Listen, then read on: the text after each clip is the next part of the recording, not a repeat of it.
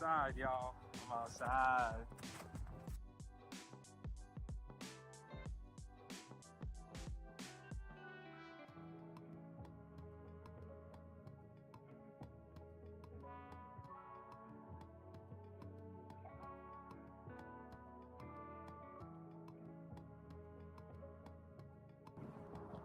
After 25 days of streaming every night, not only just chilling, but I'm outside. I'm outside, people.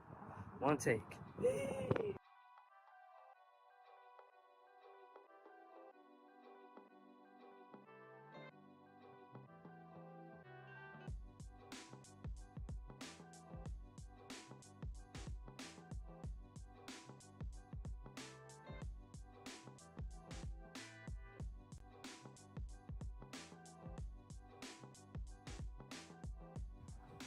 I'm outside, y'all. I'm outside.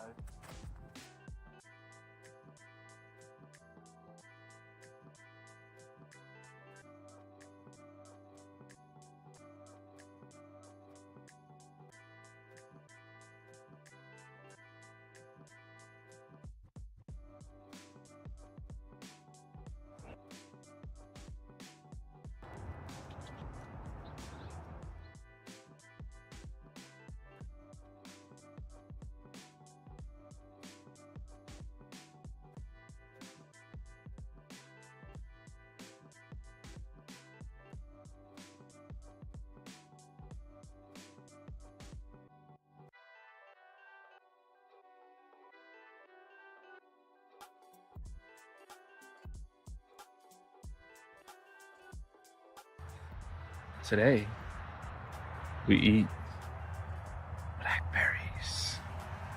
Come on, let's go.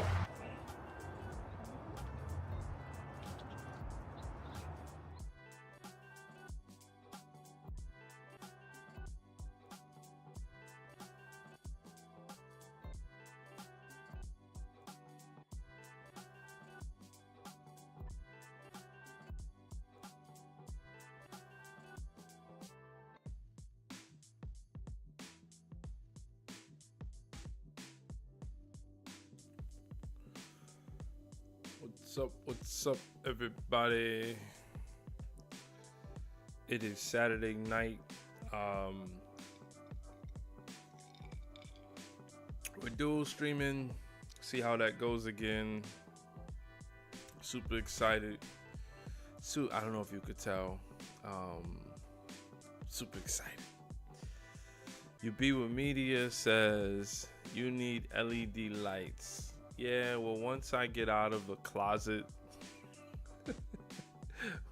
we'll figure out what to do. But I have strip lights. Just need to put them up. That's all. What are the lights going to do? Are they going to add more to what I'm saying? I don't think so. I hope everyone had a good Saturday. I kept myself really busy. It was a busy one, and I have two topics to get into today. One is related to the poll, light the closet. Okay, well, the closet got to get cleaned out first. There's a whole lot going on. Me being here is what's needed. Everything thereafter will fall into place. Like I said, I hope everybody had a good Saturday. I did. We'll see what Sunday holds, but as far as my Saturday, I took care of a whole lot. Started off my day with a recommendation from Beverly, who's on YouTube. And Beverly was telling me about planting potatoes on Good Friday, and I found some potatoes and I planted them. And then Beverly was able to join the stream, and that was super awesome. Ready or not, because when she joined, I literally just finished planting the potatoes, and I said, "Hey, Beverly, I planted the potatoes." Um, so that was cool. And then I went back and showed her. But the stream was like an hour and 40 minutes. So that was also intense. But I could get used to it. It's really helpful when I'm outside in the garden and I have someone to talk to and work through things. But yeah, got through it. Moved some stuff around. I had some perennial plants. A lot of the mastermind plan was coming together, but I did a lot of cleaning up outside today. I have to say, that was one of the things that I just wanted to keep my mind busy and stay into it. So I spent a lot of time just cleaning up and taking on some of the harder cleanup stuff. So I definitely went for some of the harder tasks, which was, it is what it is. You got to get it done somehow. It all got to get done. Let's see if a few more people come in here, and then we'll get into some topics. Just, I guess it's not a spoiler because we're going to go over it, but I'm curious to know if anyone got to watch either of the women's basketball games. Show the pastel fit. Nah, bro, I'm just chilling, man. Just chilling. I'm just if I get hot, I get hot. But no, I'm just chilling. Got my old memories of Gold's Gym. Feeling kind of lean in orange. I ain't gonna lie. You know how like certain colors they get you and they make you feel a certain way. When I seen this, I was like going through my clothes and I seen this, I was like, yeah, we gonna brighten this one up. I think I fixed something with my camera, but you guys let me know. I'm looking at it on the YouTube studio. The horizontal one looks good. But the other one doesn't. And I don't know if that's on me because, so what I'm almost proof positive is that it is, that's what we're going to talk about. Almost proof positive that it's the lighting.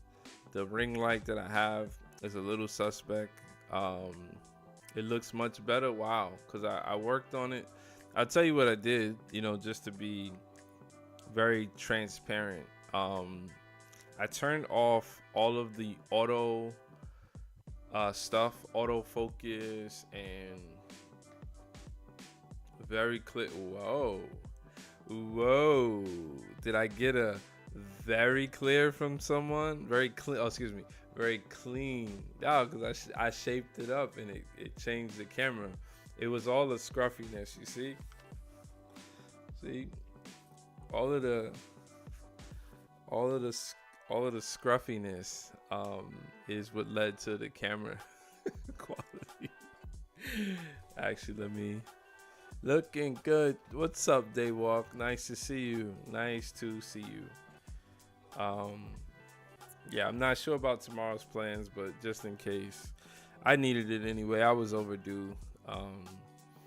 Makes me, you feel good about yourself when you clean up a little bit. And I tend to walk past the mirrors because I'm always self-reflecting anyway. So I'm like, I don't really need to look in the mirror. But when I look in the mirror, haha, that's cool. He sent me a picture. When I look in the mirror, I'm like, oh man, you did the damn thing. You did it. I needed it and I did it. You guys have anything going on Saturday night? Any headlines? Wow, did I just see a new badge unlock? This is what I'm talking about, man. I'm gonna see if I can show you guys this. It's on my phone.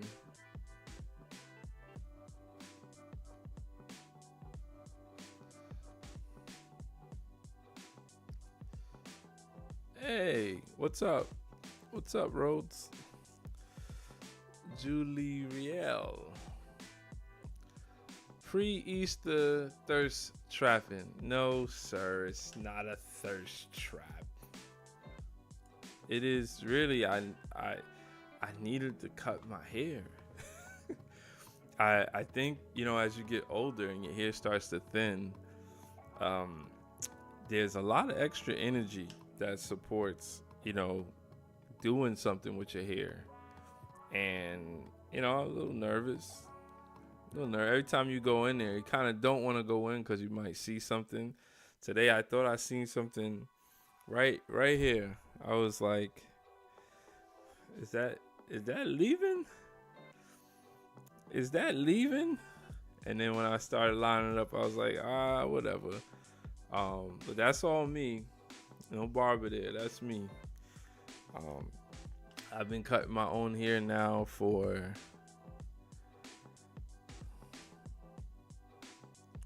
25 years.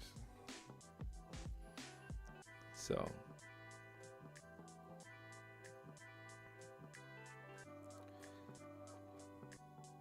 yeah, I was asking, did you guys any headlines, any things that you guys are into this Saturday?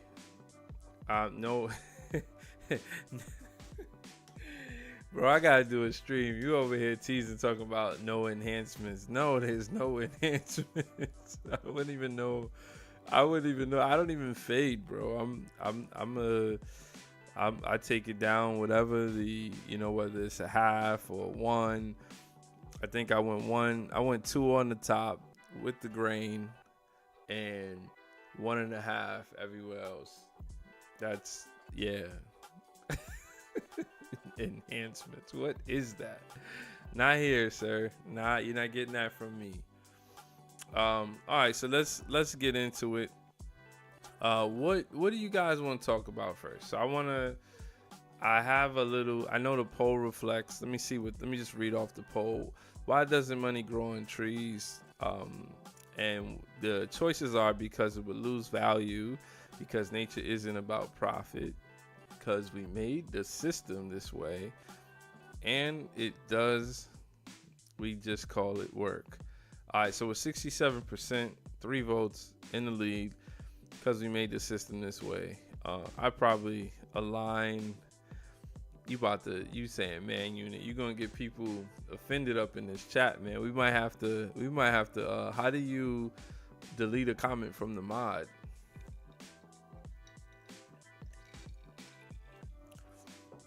So let's just stay here with this money growing on trees. I struggle with the concept because it's one of those things that I think that we are taught. It's a saying that everyone knows. Do you have a person in your life that you remember referencing the fact that money doesn't grow on trees? For me, I feel like I heard it in terms of wasting money. Easter food, what's your favorite dish or favorite pastime? In my culture, I don't think there's an Easter food. We generally eat the same thing at all family get-togethers and like holidays, and it's the same foods. It's just a different reason to get together. So my favorite pastime, and it's funny, you come in here with questions. Yesterday was Q&A night. I had this whole thing lined up yesterday where I asked questions. I'll show you that I had screens ready. We were in here and questions were being asked. It was the get to know Darnell just talking night. That's what it was about. And you got questions now. You want to ask questions now. We're kind of mismatched. But it's okay. You can keep asking the questions because I do like questions because I like to tell people. But I think why it makes sense is because unlike yourself and Daywalk, we had some people that didn't exactly, know me more than a few days. So I don't know what the offering was, and they didn't get to see the phase where I kind of really presented myself. So I figured if people were interested, we would go that route. You be with media, who is super active, definitely got that #1 spot right now. Every dad was like Julius from Everybody Hates Chris regarding money. Yeah. Well, if you had one in the house, and that was played by Terry Crews.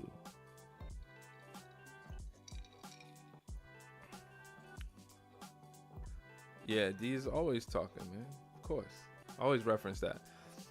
Yeah, I mean, that's the thing when it comes to money. People tell you that, but I'm trying to debunk that money grows on trees, and I haven't done a lot of research, but I don't know how you can differentiate from you plant a tree and you could bear fruit, let's say for 20 years, 50 years, depends on the fruit, right? Depends on the tree. Some trees, they just pop. If you do the right thing and you know what you're doing, you could definitely have better success. It's good to know what you're doing, but you don't always need to know what you're doing, right? And the tree pops, the tree puts out fruit. So where the heck did we get this term money doesn't grow on trees if I can use that fruit to either save me money, or I could pass that fruit along to someone else and trade with them? Isn't that money? Am I missing something? But when the only comparison that I was trying to work through in my head so that everyone else understood is because we tend to think about rich people and rich people problems. And we always know that rich people, they get tax breaks, right? Wise people who like to maneuver with money get tax breaks. So is a tax break money because of the savings, or is a tax break not money? Or if we're not saying money, are we saying is a tax break? And that's a question for you guys if you want to answer in the chat. It's actually not rhetorical. I'm providing a comparison to me on how I can vouch for money growing on trees, because there's a monetary gain from a tree growing fruit that you eat and others eat around you. It's like the egg currency, right? I talk about that. I don't know if someone else says this on YouTube, but that's my thing. I work through egg currency. Egg currency is the value that I can trade with in pure eggs. You be with media says barter to gold, gold to currency, currency to WE we print. Now, the fact that it's printed, is that the only way that we would classify it as money? Because I feel like informally, if I have a gold chain, if I have a Rolex watch, there's an assigned whatever there's an assigned value to a luxury car. Everything has a value. I guess that's what I'm getting at, right?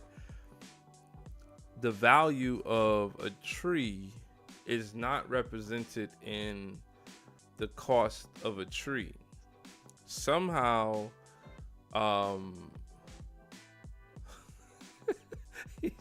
Printed equates to manipulation.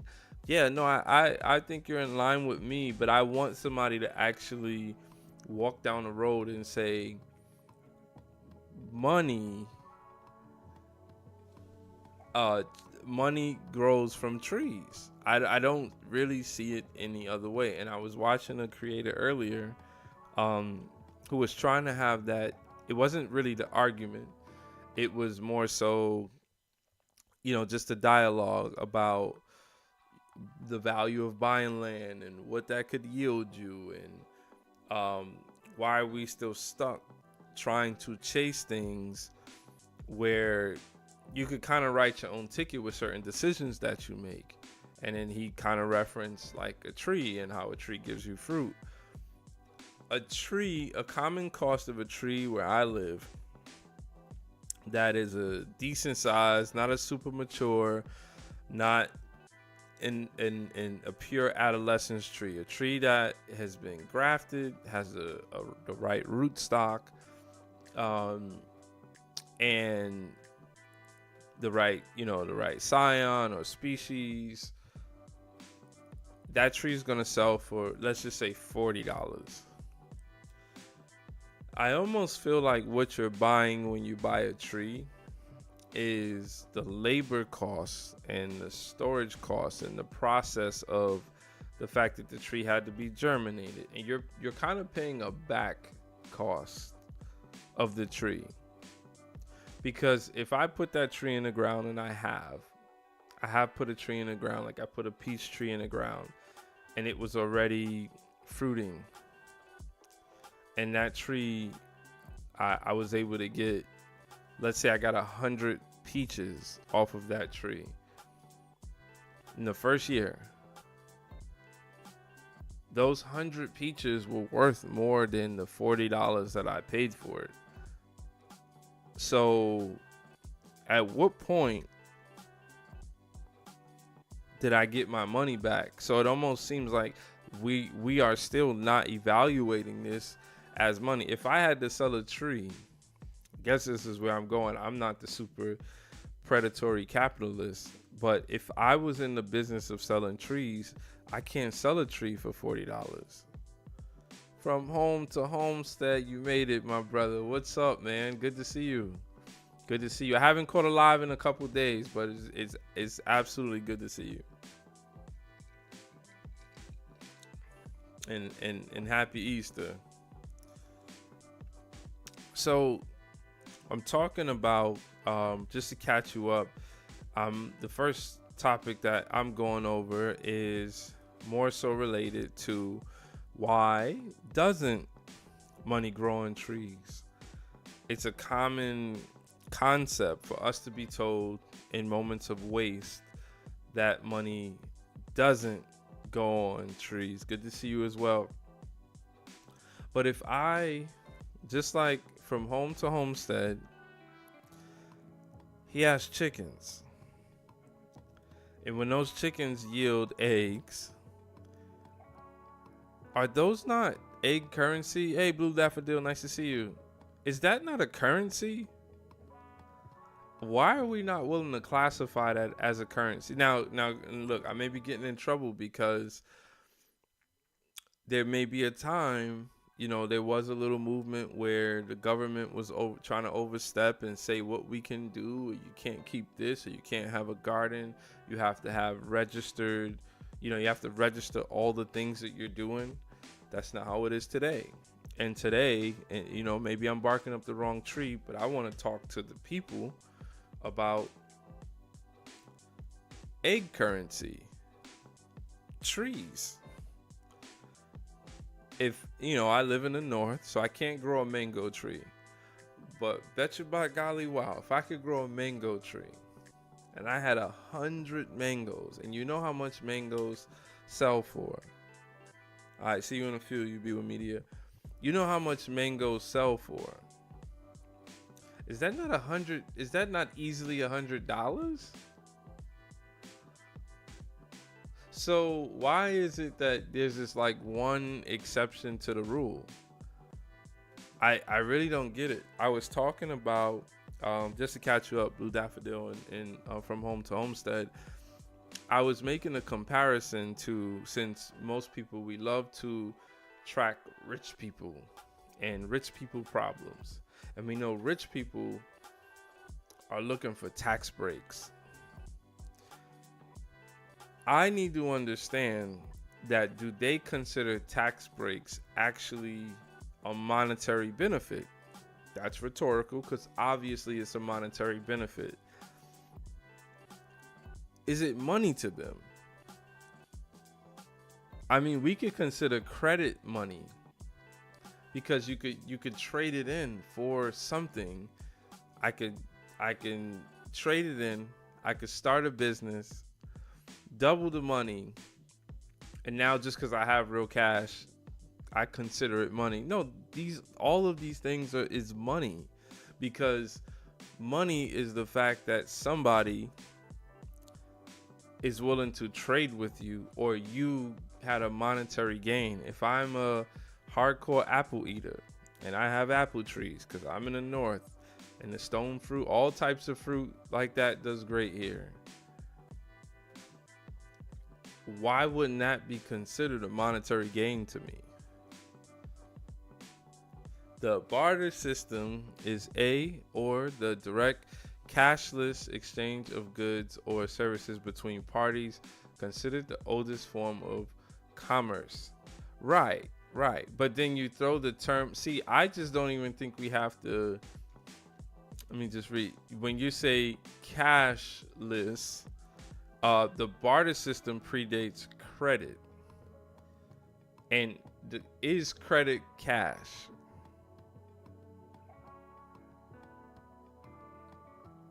Is equity cash?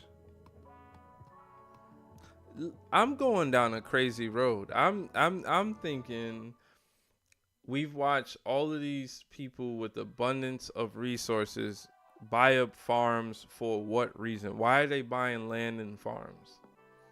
If they don't evaluate that to be money and control, then what's the point of them? What's the point of them buying it up?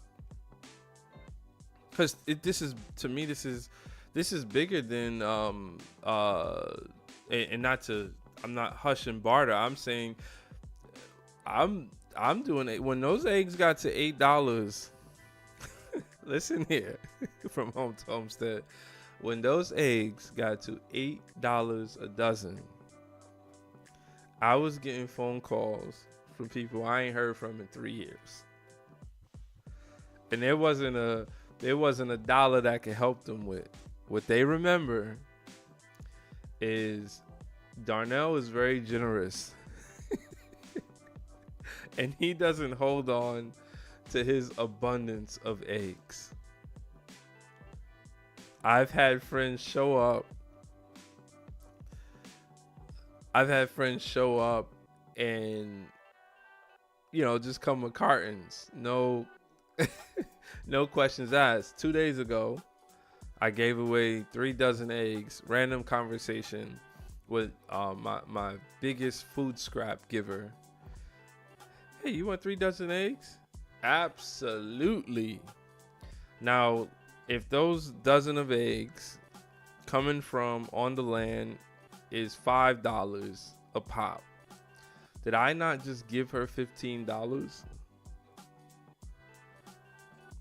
From Home to Homestead says, good question. Credit to me is not cash, I feel. I think I grew up the same way, but I think I'm willing to debunk our thought process for a more holistic understanding of how we get manipulated in saying that it's not cash. Because to some, is cash really only the thing that you get out of the machine? Like, it doesn't, at this point in my life, it doesn't matter if it's, all that matters is that the people, even add Bitcoin to it, right? All that matters is that the people who are doing the exchange is in agreement with this exchange.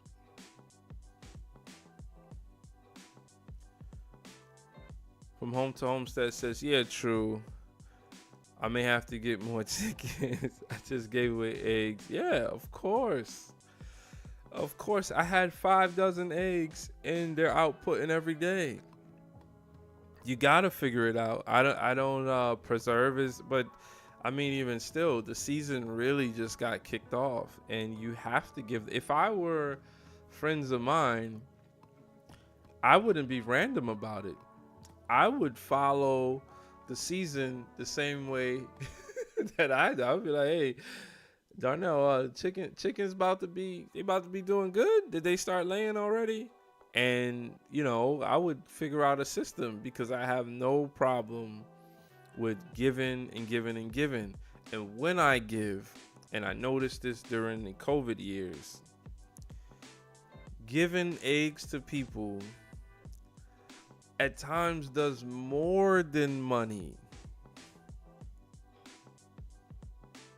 Do you hear me? It does more than. I've seen faces light up. That's why I call it egg currency, because I feel like I could go wherever I want, and I just carry cartons, and people would just watch me like, oh man, I wonder who he's giving those eggs to.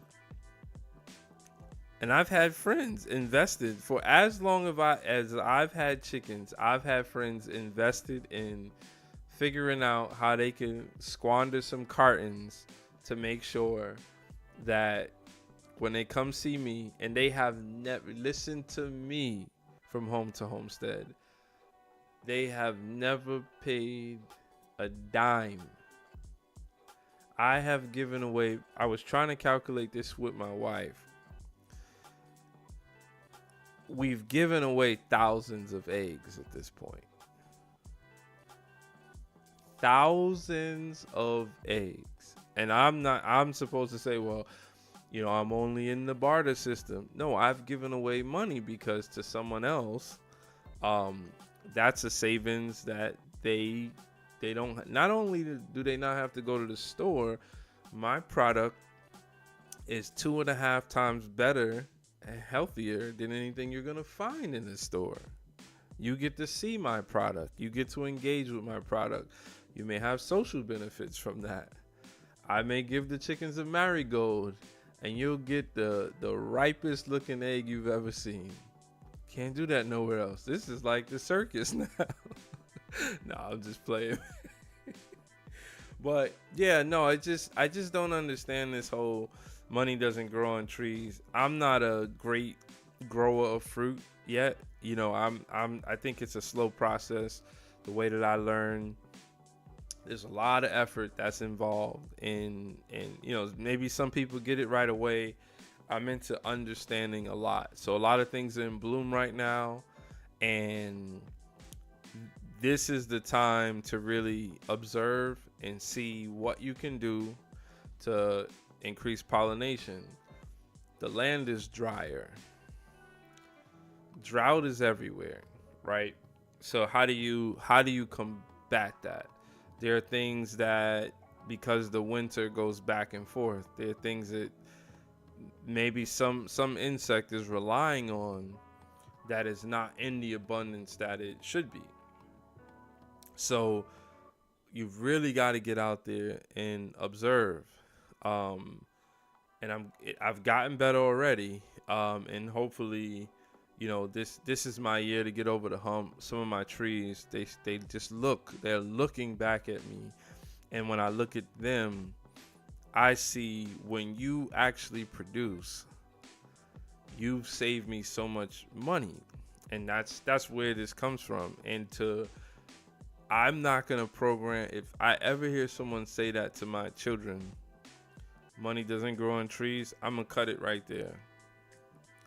Because people are going to be selling whatever they want to sell to us, and they frame it how they want to frame it. Whether they want to frame it as this is cash, or this is credit, or this is money. If you are willing to take it, I classify it as money. Because that's all this is. It's all based on the agreement that this is valuable. Just like Bitcoin. There are people who don't deal in Bitcoin. Go tap someone who's 60 years old, and ask them, tell them you want to send them money and you want them to set up a Bitcoin wallet and see how that conversation goes. Tell them you want to send them money through PayPal or Cash App or Venmo. That's not the deal that they are working off of. And that won't be cash to them. That's understandable. But we all got to eat. And that's where eggs and fruit and other products that some of them we don't even have to do much to get. Granted, I am putting in a good deal of labor, admittedly, and part of it is just a passion. I like doing it. It keeps me focused. It keeps me my mind not wandering. It makes me feel alive at times. I get something back from the animals because they're super social. You know, I got one that you be with me that was in the chat. He was telling me earlier that I need to make videos with one hen. It's my oldest one. She's turning 5. I was just looking through the pictures and I realized the date. I think it's June 7th is when we picked up the chicks. And he said, you need to start. But, you know, he's like, oh, gotta make this content. I'm in between on that. But he's saying, like, you gotta do more to, like, put that bird in the video. You know, it is what it is. But yeah, it's a social thing. The hen follows me around, even if the rest of the flock doesn't. The hen has been following me around, seeing me dig in the dirt, and essentially asking me every time I dig in the dirt, hey, what's your objective? What you trying to do? You trying to flip this over for me? What are you planting something? I could like scratch around the sides, you know. I'm here to help. But you gotta feed me. So it's super social. There's a lot to watch. So that was the poll. I'll just leave it up just in case people join from home to homestead. Really appreciate you catching this live. Just to catch you up, I'm trying for the second time multi-streaming. So I'm on horizontal and vertical via YouTube's feature. So I'm slightly monitoring that. The numbers that we get in here, it's a challenge. You know, I seen you go live, and I can't wait to have a conversation with you offline, because I could identify when you go live and what it means to be on one or the other, and based on impressions and all of that. So I'm pretty good on the analytics side and just understanding what's going on. I'm a software engineer, so I kind of have a huge overlap with just looking at analytics for years, mainly on the web and apps. But it's pretty much the same thing. And there's different, let's say, hallways or forks in the road that you may not want to go down. I feel like to grow on YouTube, I was forced to start streaming because of the data that I was seeing, that I didn't see another way for my channel to grow. We have very similar content from home to homestead. I'd love to get out there and just show people what I'm doing, and if there's questions, talk through it, and you know, just work through it. Some days I go out there without a plan. Some days I have a full plan. Every day's a new day. I'm very thinking spiritually when I'm out there. We have very similar content, but I could tell you 2 years ago when I was posting a lot of content, and I'm thinking that I follow people in the space, so growth should come easy because I look like them. For the most part, I speak like them. I may have a little bit more flavor because there's just other things that I'm into. I mean, I played college basketball. I'm a software engineer, and I'm thinking, man, you just get on here, you make some videos, and you should at least get the same response. YouTube ain't playing that though. So there's a kind of a game that you have to play, or you kind of just got to accept what it is. And the biggest lesson that I learned is sometimes it's not about me, especially when I make videos or shorts. It's not about me. So I had to like make shorter shorts. Don't make them a minute if I'm putting music on. Make them 25 seconds, because there are some algorithmic triggers based on the amount of content percentage-wise that viewers consume, which makes the algorithm gives the thumbs up and says, hey, people like his stuff. People like this content creator stuff. And sadly, they really do the opposite when you don't hit those triggers. People don't like his stuff. So we're fighting a uphill battle, and you really have to understand how I've just been learning a lot. If you see the stream of this title, this has been my 61st day, night. So if you see me on the daytime streaming, that's in addition to me coming on at night. I've done this 61 straight days. We're going to go to 100 days, and then I'm going to get a little break. But I just want to do it to do it. I didn't start that way. I started out as, I'm just going to do this one night, and then became 5. And then it just became a part of what I was doing. And I had to learn all of these technologies. So let's this little cheat code here, from home to homestead. I graduated with a mass comm degree. So I've taken audio production, video production, TV production. So the technological advantage is there, but I had to acclimate to what's out there and how people, how YouTube wants this formatted, right?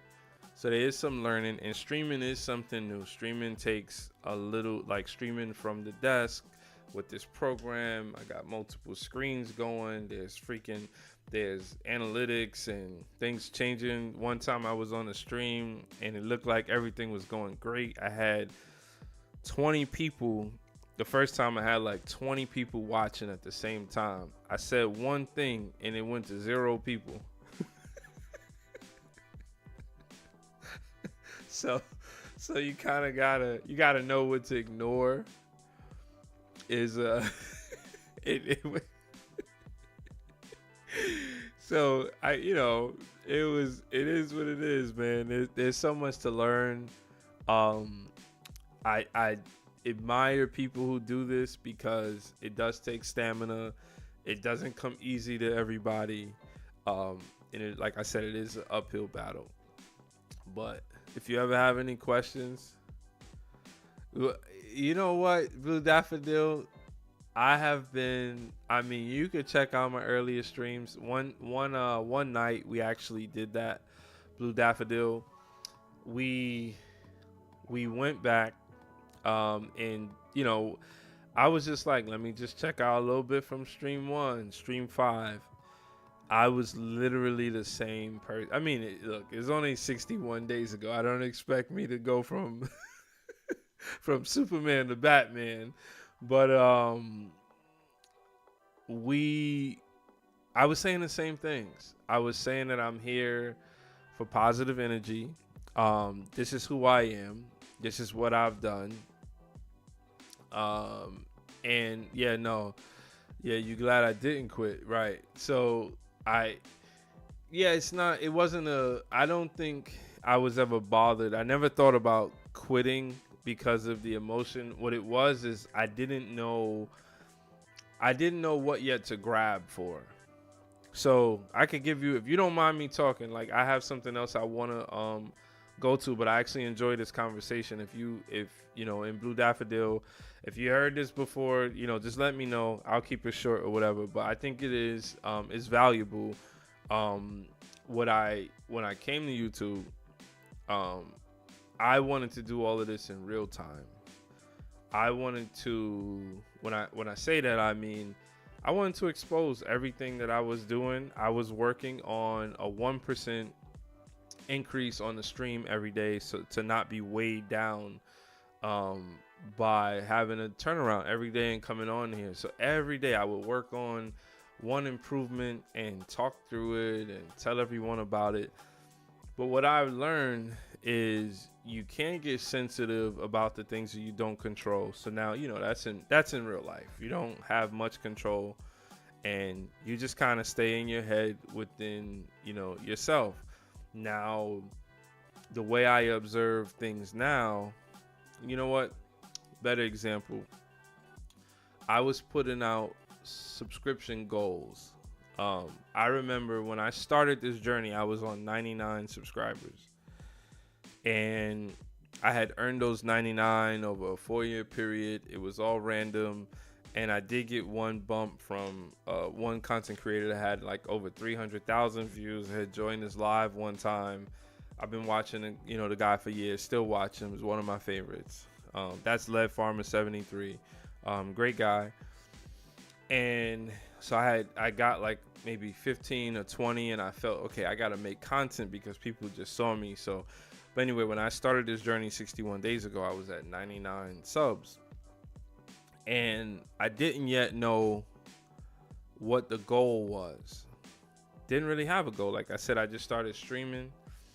And then once I started earning a few subs and I had a consistent group of some people I know personally that I've had this conversation with, they were showing a good amount of support and they were there. I seen things grow, and by growth, just to be very verbose, 2 subscribers is like, wow. What could I have done? Now, the rules in analytics is sometimes 0% of 0 is 0, right? Sometimes the number is so low that you can't really read into it. And I had to kind of take that course. But next thing you know, I'm at 125. And so I started thinking goal-oriented because I have observed Twitch. And on Twitch, that's more of a thing where people set up these challenges because it's predominantly a go live platform. So people, you watch LED? Absolutely. So people have challenges on Twitch. So you'll always see like sub goal. I think I took mine off, but let me see if I could pull it back real quick. But you always see like sub goal, and there's always yep. See, I do this in real time. Okay, so I'll just put it on real quick. So this up top, this is like, so I have my sub goal, and to manage that, because it's not automatic, I have like a browser over here with a text editor, and then when I was updating the number, then it'll actually like change, right? But that was my whole thing. Let me get to 150 because it's 50 more than 100. There's no real logic. I didn't say I'm gonna do this in X amount of days. And then I realized, okay, I got to the 150. Well, then my next goal was 250. And then my next goal was going to be 500. Now, when I got to 150, I realized why I needed the goal. Whether or not people sub because they saw the goal, but I have a goal, and the reason why is because this is very critical to understand now. And this pertains to you from home to homestead. YouTube likes and favors vertical streams as an engine for activity, for people to be engaged. So when people are swiping, swipe, I checked my first stream and I got like 75 views just because it was vertical. So if you take the same phone and you're doing horizontal, and you just turn that bad boy vertical, you're gonna get more people. If you go horizontal, the reason why you're not getting people is because the discovery mechanism is not through swiping through the shorts feed, right? So they favor, because it mimics all of the things going on some of the other platforms, Twitch being one of them, Instagram, and people just swipe and they want this live interaction. So they don't favor the horizontal lives. So can you grow from that? Sure, but you're just not gonna get the same amount of impressions. So what number am I looking for? What is the metric that I'm following at that point when I'm trying to go to 150? I'm looking at views, right? Whatever they classify a view as. So right now, at that point I said to myself, okay, I understand that I'm getting 100 views, but now there's concurrent viewers.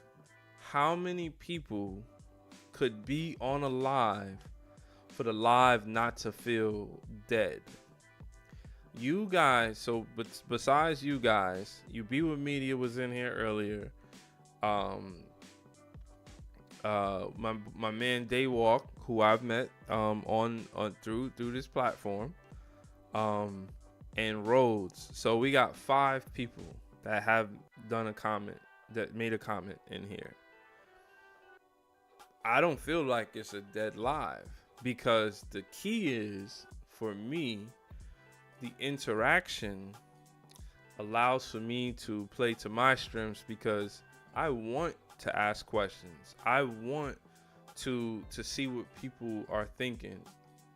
When I think of this platform, I want people, on whether you're on your side or my side, to engage with one another. And the only way to do that is to have some sort of interactive mechanism. So chatting, a poll, like these things all matter. Doing the heart, so I know that you like what I said, right? Now, how many people, when someone else comes into a live, the first thing they do is they look at how many people are in here. That's what they do.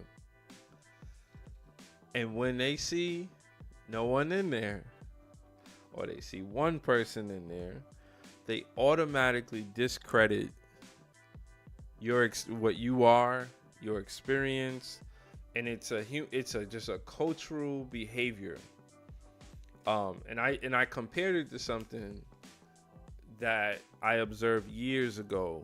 I don't know if you're familiar with Twitter or X, but Twitter or X was the first channel that I recognized this, because I feel like I was a part of it. So when people wanted to grow, this is before people were called influencers, and you just wanted to have, some pizzazz, right?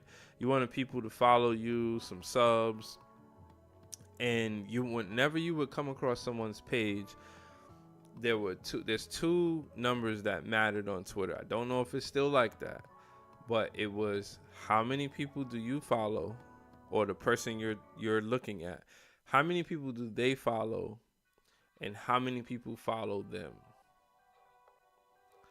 There's a math equation. When you divide that into each other, you can tell how important a person is from literally just those 2 numbers. If I go to your page and you follow 1,000 people and 1,000 people follow you, not important. With 1,000 people following you, you're not important, because your ratio is 1-to-1. Don't let it be you follow more people than follow you. Oh.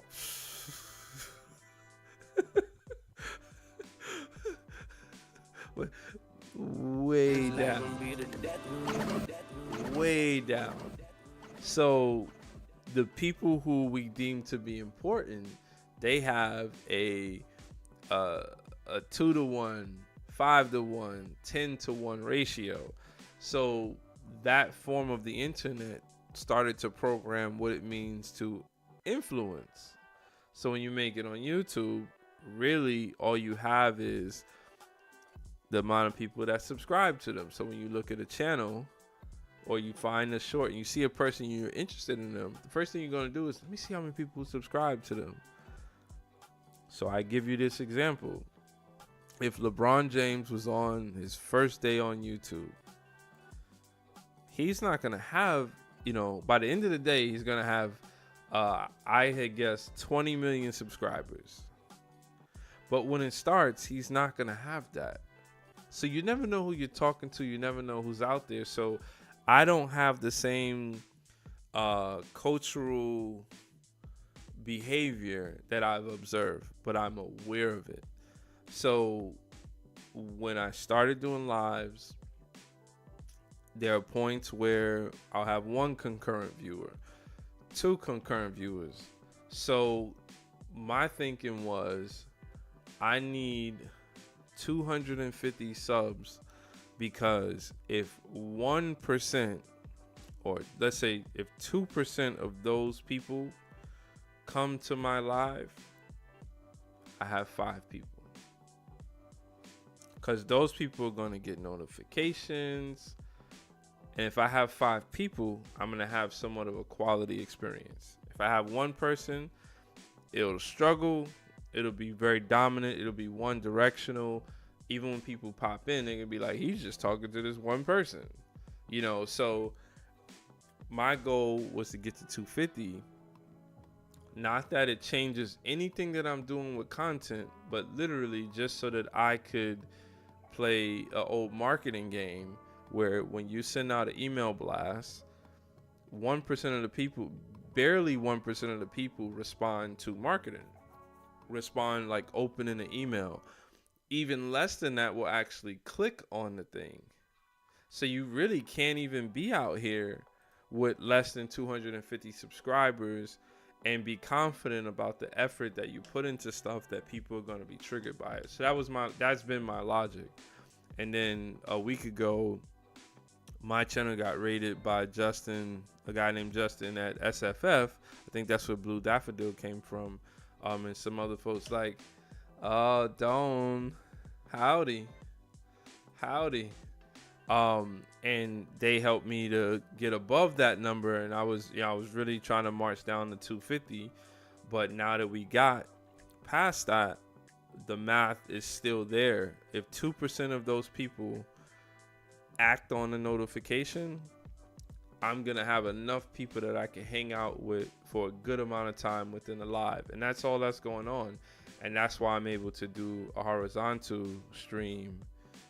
Oh, I practice. I practice. I'm not gonna be outworked out here. I'm not gonna be outworked out here. I'm gonna practice. I was telling my wife about it. She couldn't. She was like, "No, it's dawn." I said, "No, it's not dawn." No, good to see you. Good to see you. I know it's a little late, but good to see you. But yeah, that was that. Don, we were talking about does money grow on trees? Just and I won't go back to the whole topic, but I was just reflecting on the fact that you could create stuff from a tree, like fruit. Chickens lay eggs, and we probably, to me, it's somewhat of a tradable currency that doesn't really get the respect as money. But got home late from work. Well, I hope you had a good day. I know you do the 12s, right? Okay, so I feel, and if you guys don't watch sports, so I'm not sure if you said you watch sports or if it was Katie.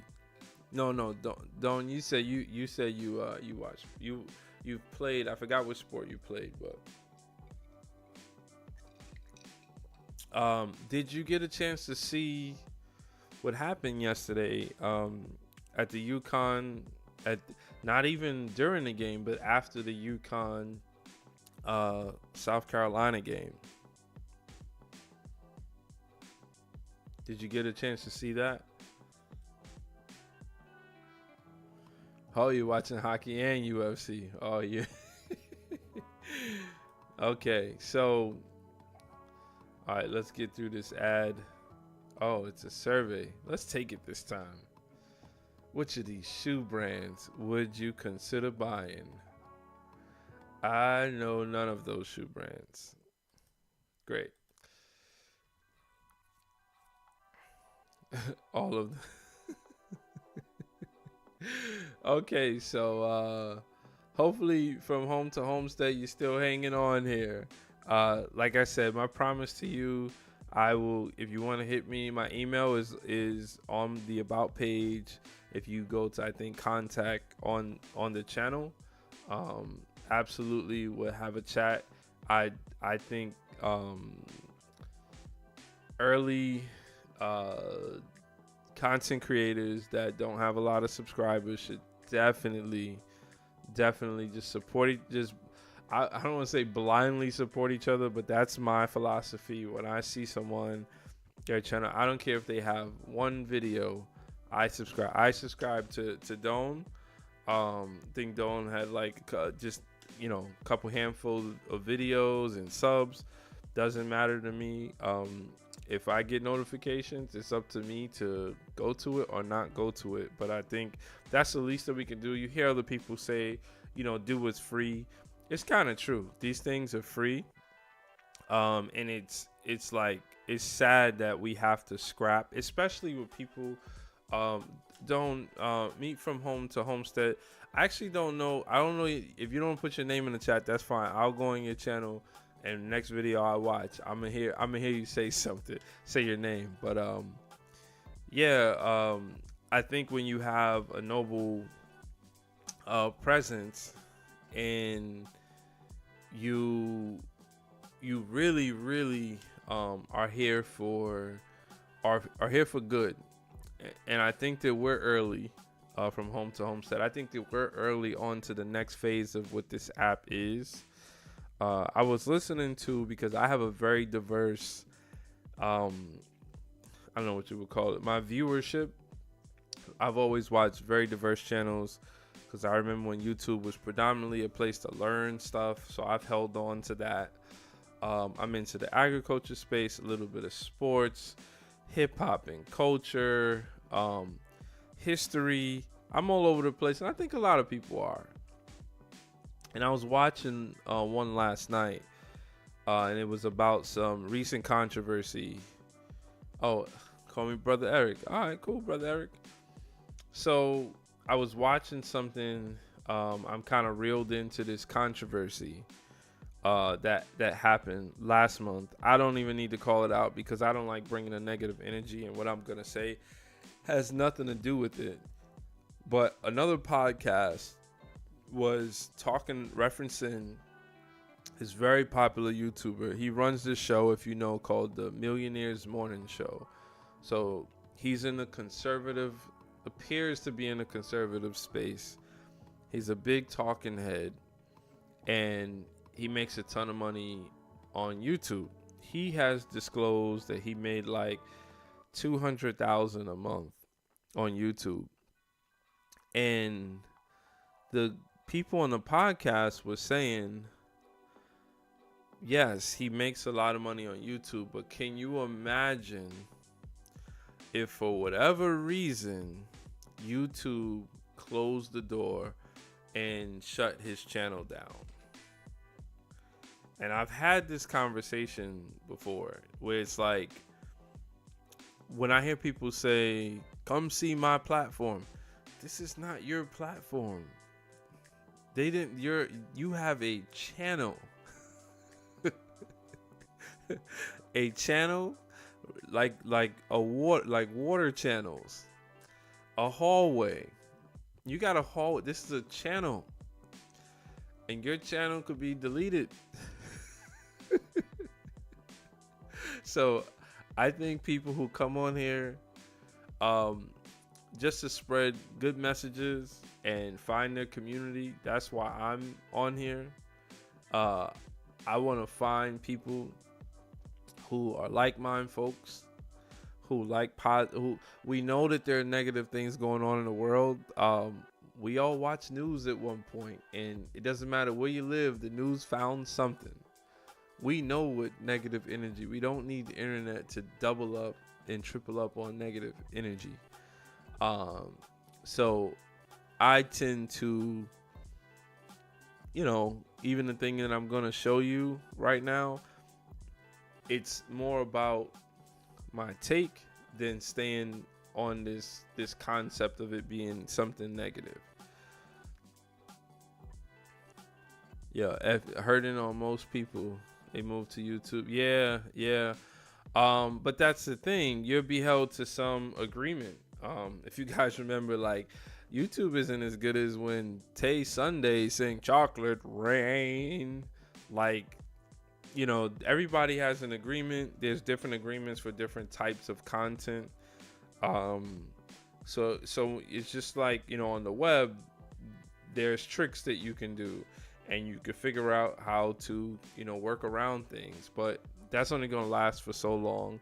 And I think that this next group of people being on here and using YouTube, and when I say use, I really mean using YouTube.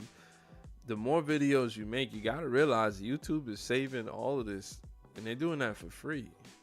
So they may not say it, but I feel like one day they're going to charge you to be a content creator. Doesn't have to be a lot of money, but it makes sense to charge for it. It doesn't make sense that people could put whatever they want on here, and they house your content, and they give you an opportunity to be seen. And on the contrary, that's why you're going to struggle to have the agreement that you want in the future, because all it takes is for some big, people who have ads, some of the bigger companies, to move on and say you're no longer competitive, and then YouTube changes the agreement.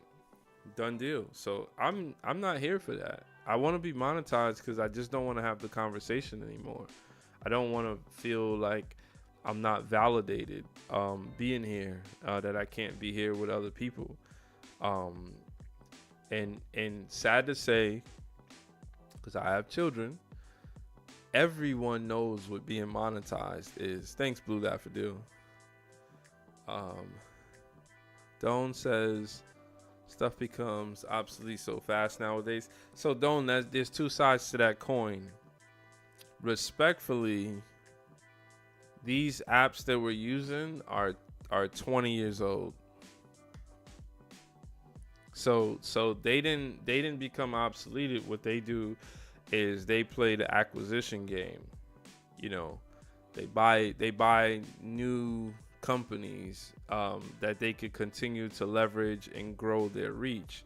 So they'll become a monopoly at some point because they got to keep to stay fresh. They keep buying companies like Facebook buying Instagram and WhatsApp.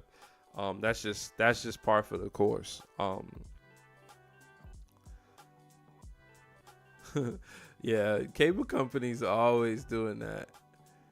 Yeah, man, we've gone through that in New York a lot. That's the old game. Definitely the old game. But yeah, I mean that's just what it is.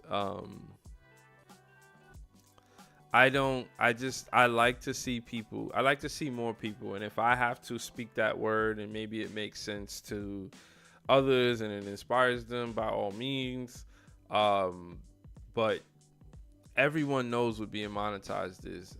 My children base whether you're validated on whether or not you've been monetized. So why would you hang out with someone that is not monetized? We literally have to show that we're growing. We have to show the motion, to be able to be in a conversation. You could have been studying for 10 years and you have more information, more value to offer than anyone. And you're going to have an issue with being discovered. crazy. So you better get a TED Talk. Better find some platform to break through.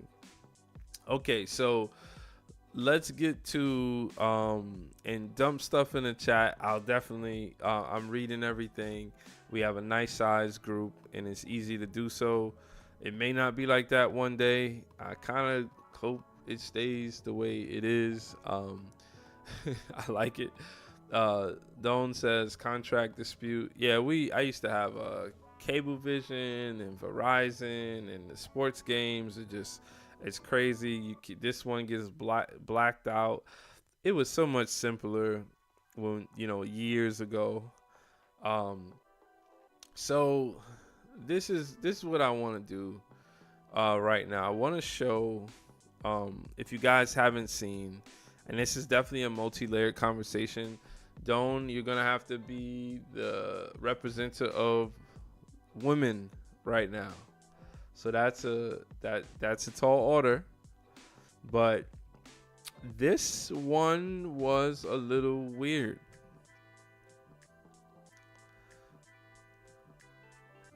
I see it in Nashville. There are so many great artists, wonderful voices, but only a few make it through. Yeah, I mean, rightfully okay. We'll stay there for a second.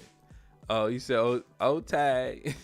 Yeah, no, I get you on the artist thing, but the music industry, man, I don't know if you want to hear my views on the music industry.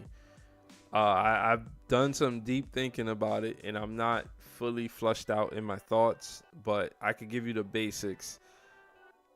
I think the music industry has always been a scam because I actually don't know what you're paying for. If someone sings a song out loud, you don't have to pay for it. So the music industry found a way to record stuff, and they charge you so that you could own what that is, that recording. I don't see any different from that recording than a piece of art that goes on someone's wall, something that was painted. So let's say an artist makes 50,000 copies or 5 copies. If that artist, if the person who's buying the art wanted to put up the painting in a stadium and have everyone see it, the ownership of the person who purchased it is allowed to do so. On the contrary, the music industry has always existed to create what we now know as on demand. So you're essentially paying for the on demand ability to communicate or be communicated to an artist. That is what the music industry is hoarding. And because of that, there's a selective process so that everyone goes through the same distribution model, which great artists do suffer from. I got that out.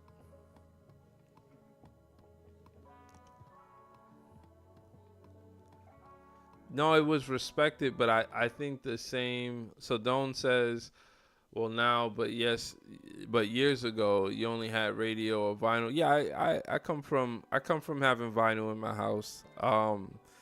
I want to agree, but here's where I think I'm still exploring and trying to articulate this point better.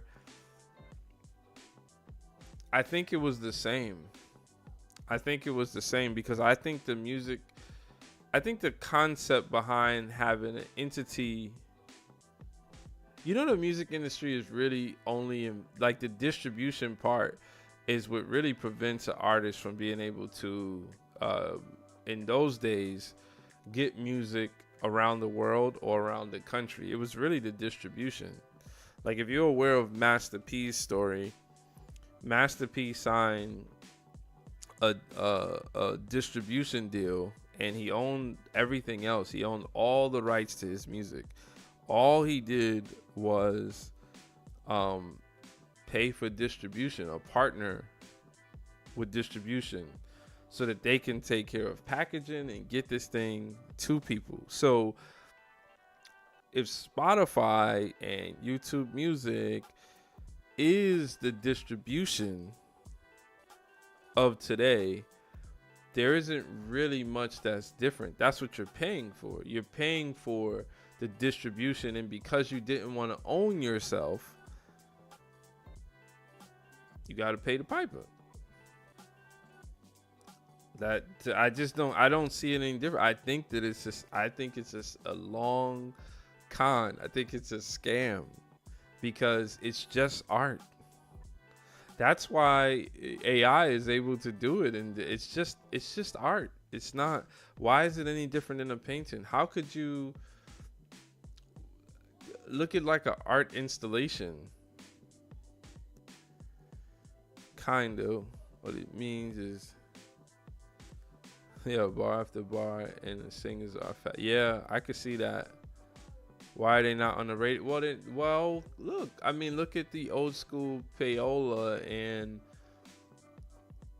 yeah, I think we're kind of saying the same thing. But I think that I don't know if the music industry ever represented the top singer. I think the music industry represented. At the end of the day, it's entertainment. Entertainment is based on putting people in the seats and making profits, right? That's all it's based on. And I think sometimes we get caught up, and that's why it's hard for me to watch sports, because people miss the fact that this is a storyline the same way that WWE is a storyline. And you want me to say wrestling is fake because they know who's going to win. But they're doing the same story, and they keep repeating the story over, and they keep repeating it. And the Dallas Cowboys keep doing the same thing over and over again. And you want me to say that there's a difference between those stories? To me, there's no difference. It's the same thing. Of course, but if you don't, if you were the business owner, if you own the record label, because this is where I think we misunderstand, because I don't think they're doing anything wrong. If you own a record label, if you had to choose between having the best artists ever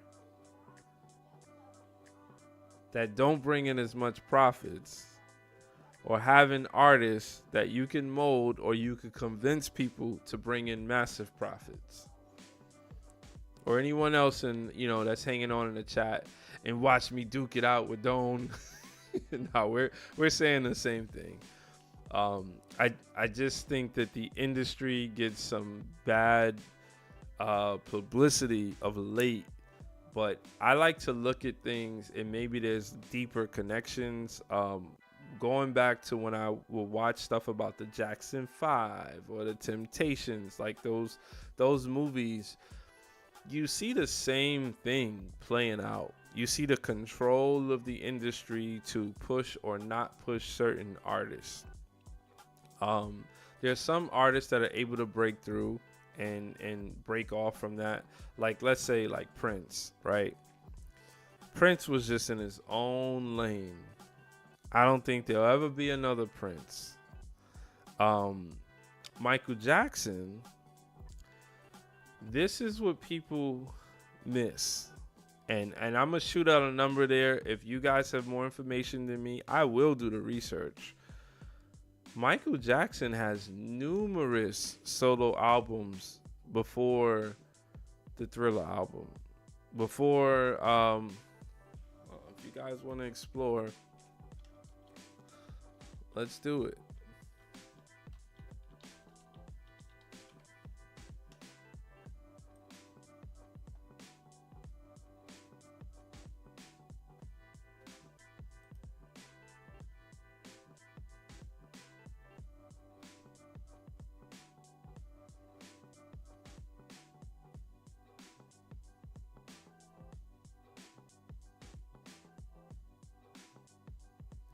Hold on, let me get my bearings.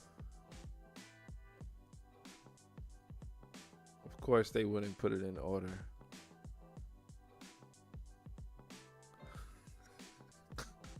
Oh, I'm feeling. One of the best concerts out there. Who's one of the best concerts out there?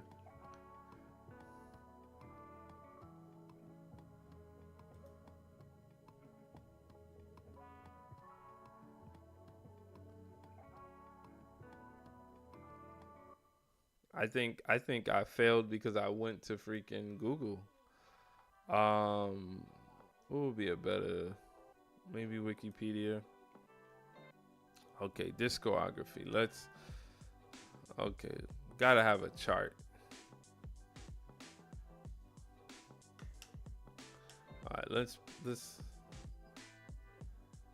okay.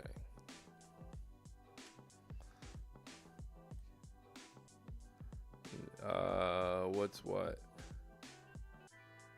Okay, I see the year. All right, so Got to Be There is in 72. Music in Me is 73. Forever Michael is 75.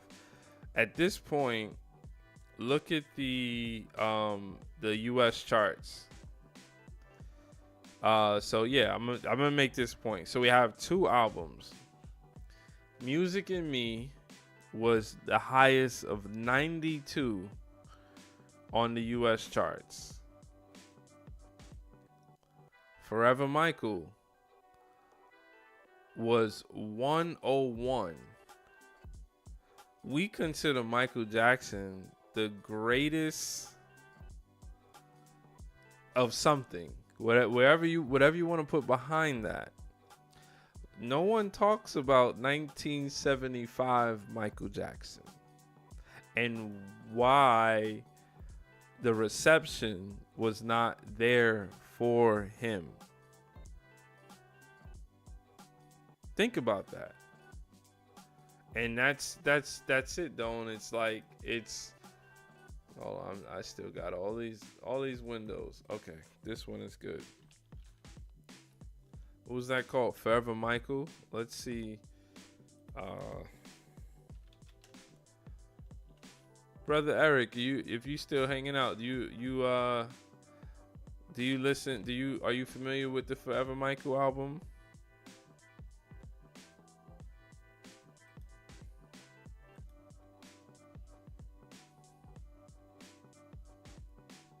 I want to see if I recognize any of these songs. Like just from the name. Not only that, look at the plays. See, this is what I'm saying about the algorithm. These don't even have 1 million plays. This is Michael Jackson.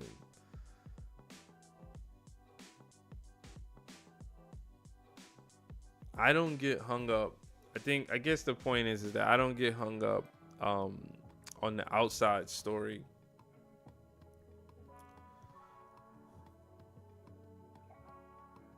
Yeah, him and Donnie each did their own thing after the group. But yeah, they did their own thing, but they didn't have, in 1975, there was no trajectory for Michael to become the Michael that he became.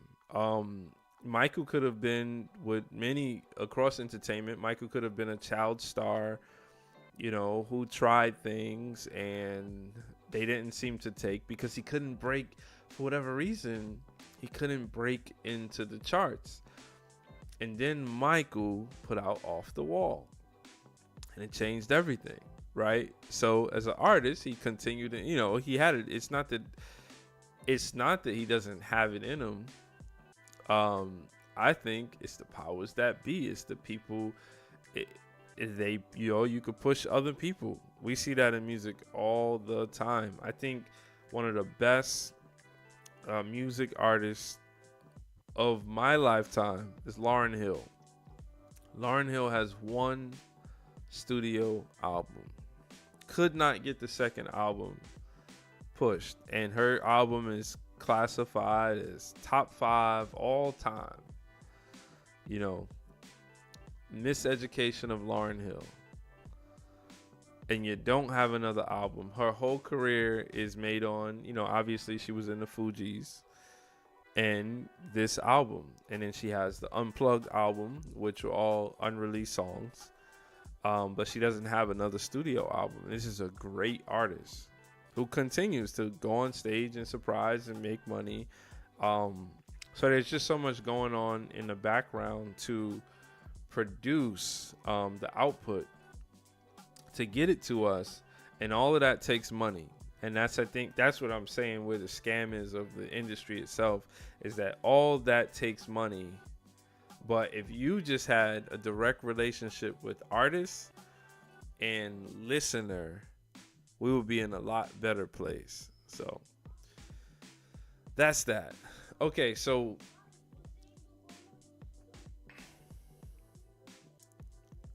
yeah, of course. The record company and radio to get airtime, but that's not today's problem. Today things work off of clout. Today is social media based. If you cannot get signed unless you already have a social media following. I wouldn't even say it's about music anymore. It's about your following. And going back to what I asked you, I don't know, did you answer? I'm sorry.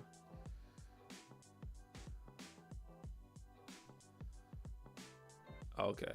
Yeah, no, I didn't see an answer. But essentially, if I'm the business person, I have to set aside the fact that I want to hear the best song I ever made. We're going to make money, and that's what this is all about. Yeah, we don't depend on that as much as we did growing up. Yeah. Yeah, well, the game has changed, and music is still being made. It's just they exploit the on-demand process, and they hold on to, they're not making as much as they did. Steve Jobs changed that with the iTunes store when he made every song 99 cent. Remember how much a 45, which later became just considered, just a single on a, you could buy a single CD, but a 45 was something that could go platinum itself or gold itself, just the single. And Steve Jobs, because of the introduction of the iTunes store, he needed to simplify in order to get people to gravitate to the App Store. And they simplified songs to being 99 cents, $1. So it doesn't matter that, whether Prince made this amazing song, or at the time even Mike was still alive, Michael Jackson, he has a This Is It album in the tour. Doesn't matter. It's still 99 cents. It doesn't matter that it's the Thriller that he's selling in the past, like a Thriller or Off the Wall. I Want to Rock With You, 99 cents. So the record label they now had to use that as a measure, whereas prior, when they were selling CDs, I believe a single could go for like $5. So if you pop a single and it's $5, you're making so much more money. So they're gonna squeeze every penny out. So it's hard to blame the business side of it for that. It's really hard to blame. Okay, that was a great conversation, though, and I really enjoyed that. And we were able to, people were hanging out with us still, even though we were duking it out. Okay, so there's something happened yesterday that I think is super important. And Don, I was saying that you are, to my knowledge, maybe there's other females lurking in here. If you are, raise your hand. Yeah, it is important to own your own catalog. But people, you're just gonna sell it for the money anyway, though. So it's catch-22. So something happened yesterday. Yesterday was the Final Four of the women's NCAA basketball, and UCONN, which has been a powerhouse for a very long time. UCONN played against South Carolina.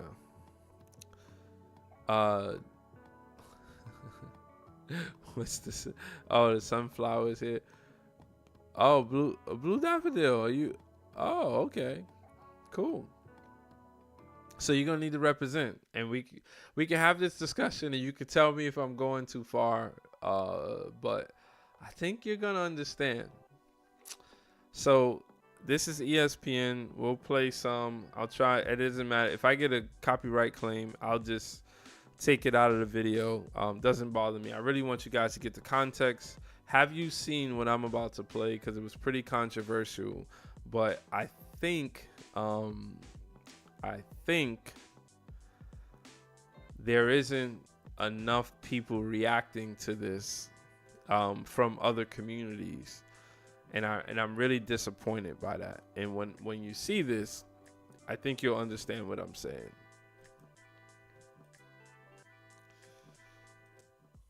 So I'll let ESPN tell us. Knocking off UConn in dominant fashion. But this end of the game incident between Gino Auriemma and Don Staley really stole the headlines last night. As you can see, Gino said something that Don took exception to. Actually, the two coaches, you can see people had to get in between them. So this is after the game. This is after the game. Like, do you I have never seen something like this. This is after the game. And then Gino walking in the tunnel without his team. So Gino, I'll just refer to him as Gino. I kind of don't have respect for you right now, my man. Gino confronted this is gonna be a funny one. Dawn here. Dawn Staley. Dawn Staley played in the 90s in the WNBA. She's been coaching for years. I think she's the coach of the decade. I don't think I've seen someone do a better job at, let's just be honest. Coaching is a male-dominated profession. Coach Gino at UConn was on a 54-game win streak. Oh, my God. 54-game win. They have not lost in 54 games. I didn't watch the game because I don't have any service that could give me the game, and I didn't try that hard, and I just watched the highlights. But I'm well aware the championship game is tomorrow at 3:30 on Eastern. I'm going to figure this out. Now, I'll just play the reaction again. I know they'll show it again later in this broadcast, and I'll tell you why this happened. Our lead story, South Carolina knocking off UConn in dominant fashion. But this end of the game incident between Gino Auriemma and Don Staley really stole the headlines last night. As you can see, Gino said something that Don took exception to. Actually, the two coaches, you can see people had to get in between them. So this man not only said something very inappropriate to Coach Don Staley, he then does not shake anyone's hand, and he storms off with almost like a tantrum. And I'll just play how, his post-game interview. He still seemed like he was in a tantrum. Nation. For 41 years, I've been coaching, and I've been, 25 Final Fours. And the protocol is, before the game, you meet at half court. Anybody ever see that before?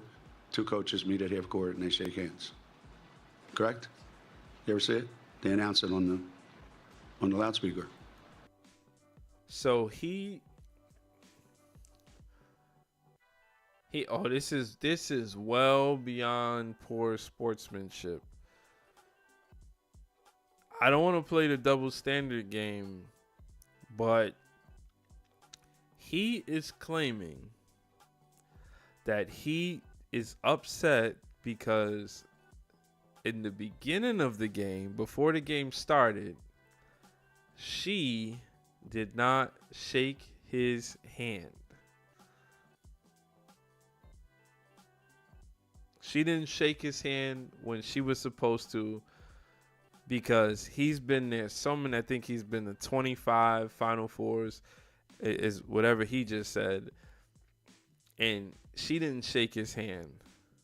So the whole game plays out.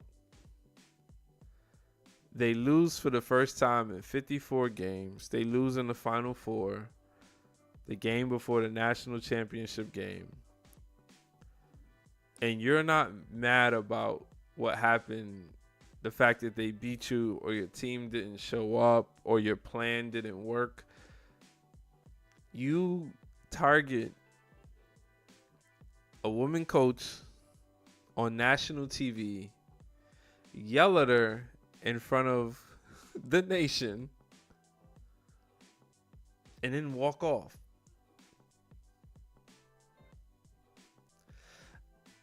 And he can do whatever he wants. I don't think coach is touchable, but I think there's a double standard because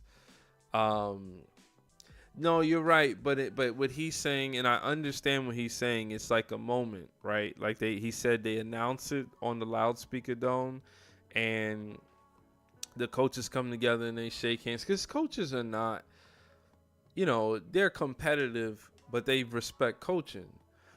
And I feel like, one, he obviously owes her an apology, right?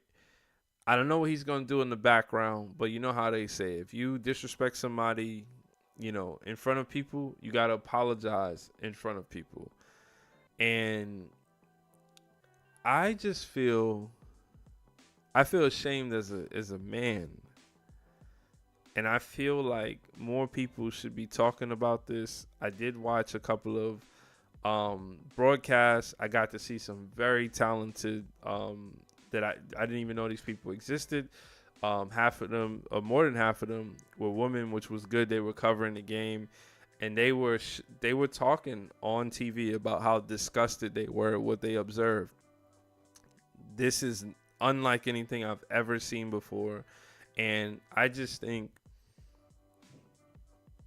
if coach wasn't who he is, the organization, the institution, remember, this is someone who's representing a team at a college. The institution should force him to apologize. If nothing else, apologize. And I just don't, in the climate that we're in, I would think that this is really bad. I don't think the shoe could be on the other foot. I don't think that Dawn Staley could lose a game, scream at him at half court while the camera is on them. The camera is focused on them. This is not like a side camera. This is the main camera while the announcers are talking. And this is what you get. Dominant fashion, but this end of the game incident between Gino Auriemma and Dawn Staley really stole the headline. Do you understand what she had to go through in that moment, that she had to almost act, this is how coaches look in practice. This is how coaches look behind the scenes. She's not supposed to look like that. She doesn't want to wear this freaking blazer.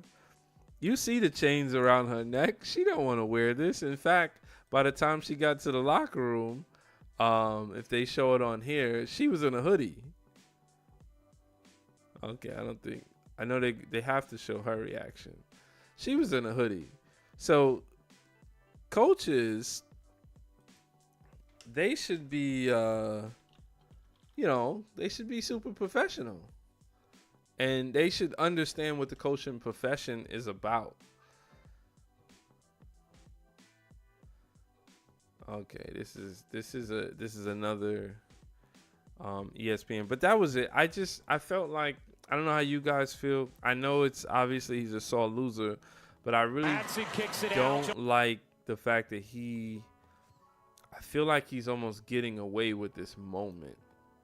And I don't know what organization needs to come out and say something. So this is the end of the game and like how it looks. So I'm watching this, right? And I watched the highlights, but the highlights didn't prepare me for this moment. So I see the game over. The players now, Dawn and Gino getting into it a little bit on the sideline. So see the lady, this lady right here, that's his assistant coach. She's gonna rush him out, and then she's gonna say, she's gonna kind of shake hands and continue being professional.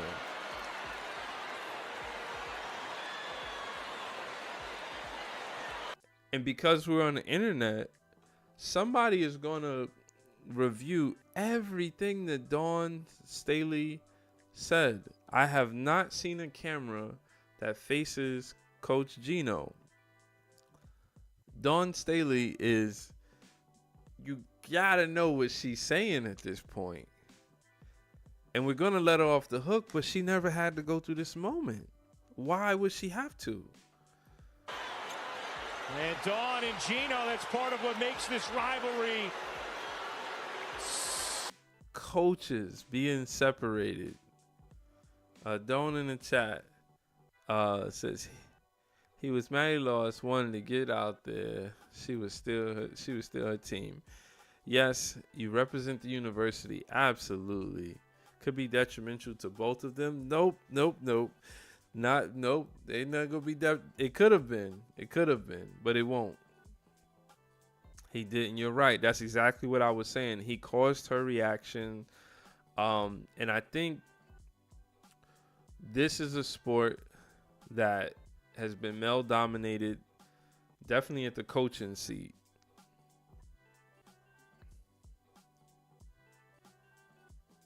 Did he? I'm glad he did. I didn't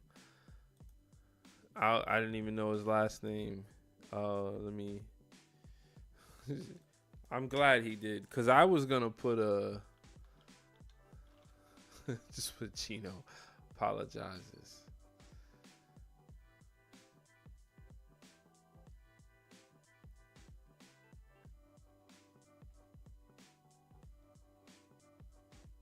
Okay, so he didn't see, and this is exactly, thanks for that, Blue Daffodil.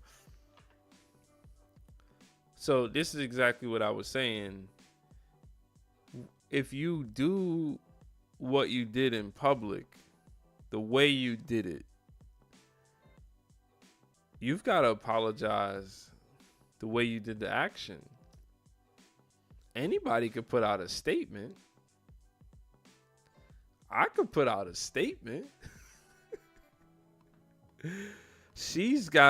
Dawn Staley has to deal with the distraction of going through this. Half of the conversation she's going to have with the reporters, it'd be good to see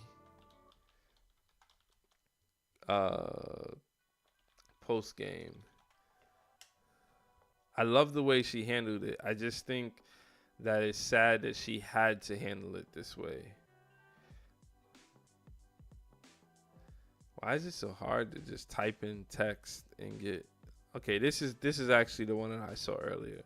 These are the A smile isn't just. These are the ones, the team that I was like, they were doing an awesome job. Let me just let this ad go through. He definitely triggers her. They should fine him. Makes his team university look bad. Well, the problem with UConn is how good they've been for so long. They've actually changed the sport on how much money they've been able to produce that comes into the university. So coaches are like, at that level a coach is everything to the university, and you would think it doesn't have an impact on academics, but it does because of the money that comes in there. That probably goes into paying professors and facilities and for the health of the student life. I love it there. You know, it's bragging rights. It all feels good. It's very cultish, but that's just what it is. Oh, he definitely did not mean the apology, and I don't think his job was ever in jeopardy. I think that's the double standard, because you can't replace his initial reaction in the post game. His post game interview was unapologetic. People, well, you would say I guess that's what I was calling for. It's not about, when you say enough people, it's not enough people, it's the right people. It's commissioners of like the WNBA to come out and make a statement. Women's empowerment groups. I think, and why I'm bringing it there, if you could follow me for a second, women's sports have struggled to be on par or be respected. Definitely from a monetary side. And because like the conversation for the past 5 years, the loudest one has been, oh, the WNBA players want to make more money. And people on the internet feel like that's not the case. Well, when you look at the numbers, more men watch and support the WNBA than women. Hopefully that's changing. My favorite sport to watch is women's sprinting. It is one of the most competitive things that you will watch. But these women struggle to make money and be on par with the men, even though the men are not bringing in that much more. In fact, I would think that the women sometimes have the main event. You said on the flip side, I wish we had more male nurses. Yeah. And obviously that's because of the way that we promote those type of professions early on. But when you do, sometimes from my understanding is the men, they get catapulted and they get to do things that, you know, women aren't able to do, as far as being elevated in the profession because they're so rare. That's my understanding, at least. But this is a moment, and in this moment, you have Dawn Staley, who I think she's the best coach in the game.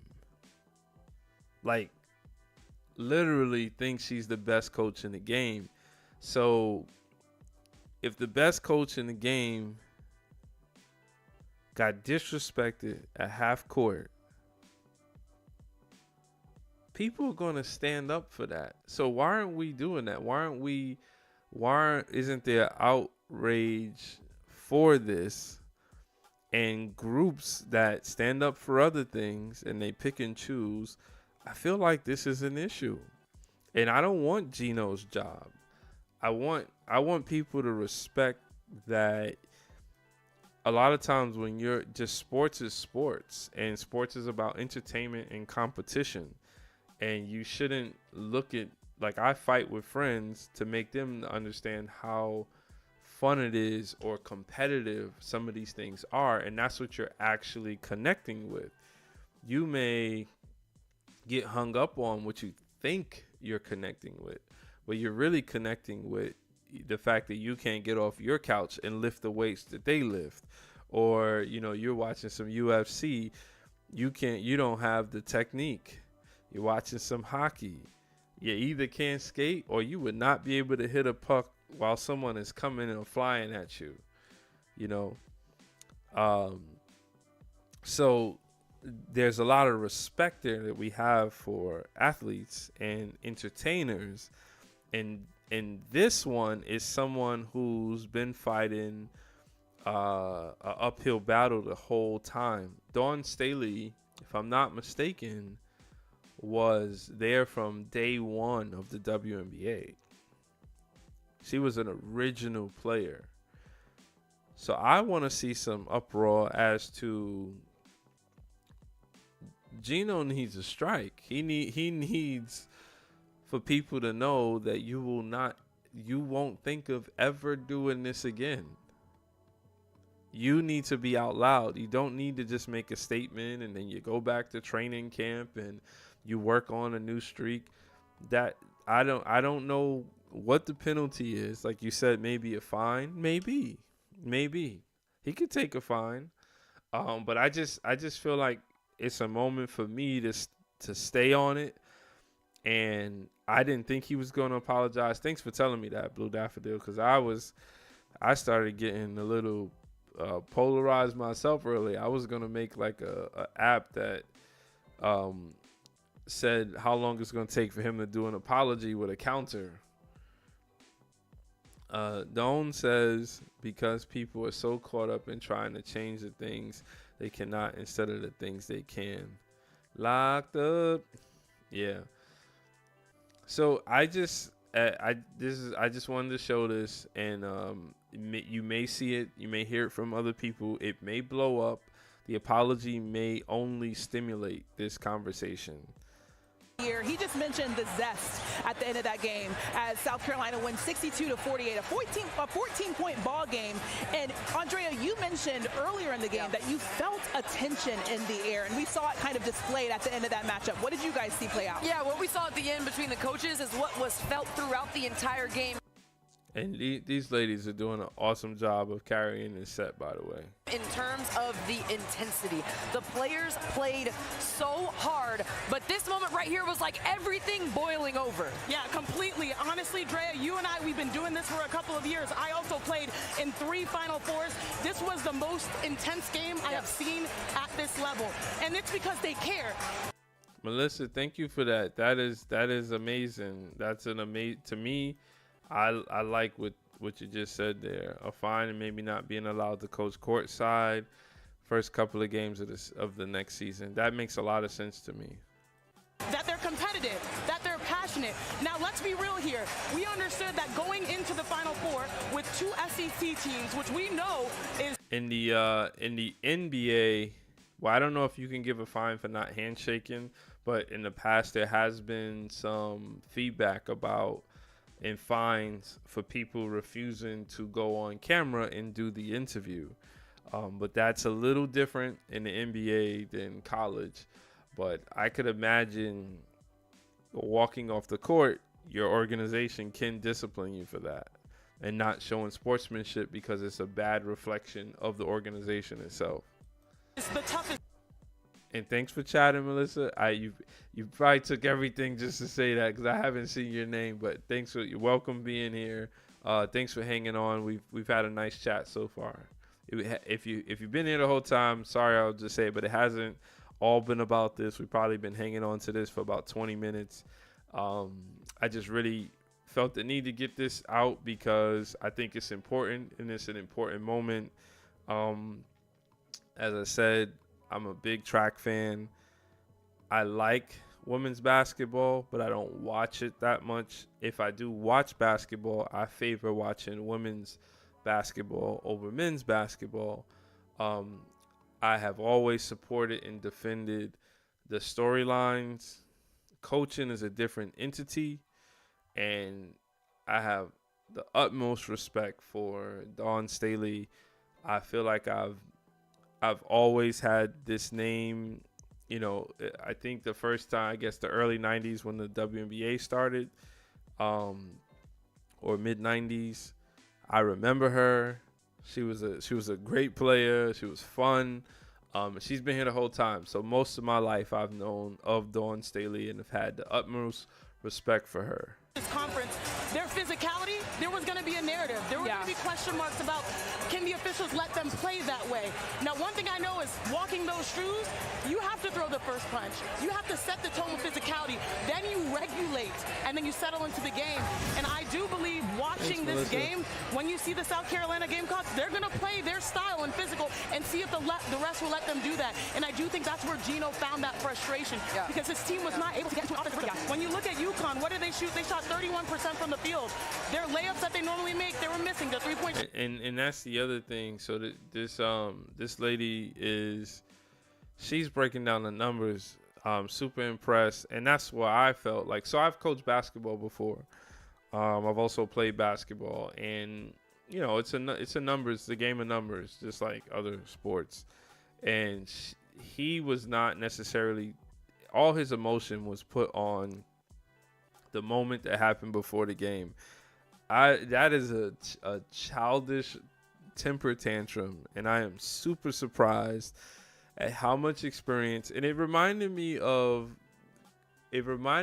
being a child and realizing that some coaches, some teams, you play Little League, you play, different sports.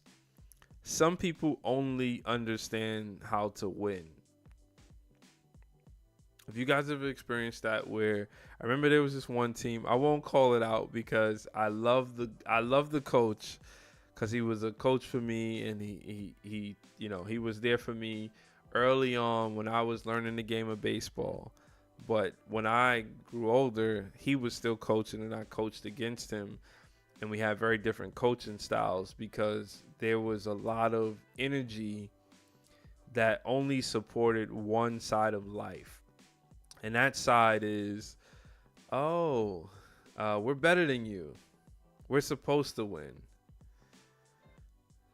Oh, wow. Watching women's basketball from Louisiana. So I'm glad you caught the stream since we were talking about basketball. Yeah, biggest rivalry. She definitely knows the game. I think Dawn Staley is the best coach. I know your coach in LSU is big time as well.